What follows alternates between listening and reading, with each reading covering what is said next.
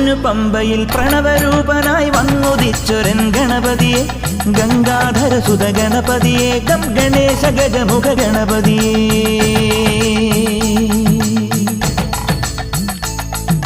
പൊന്നു പമ്പയിൽ പ്രണവരൂപനായി വന്നുദിച്ചൊരൻ ഗണപതിയെ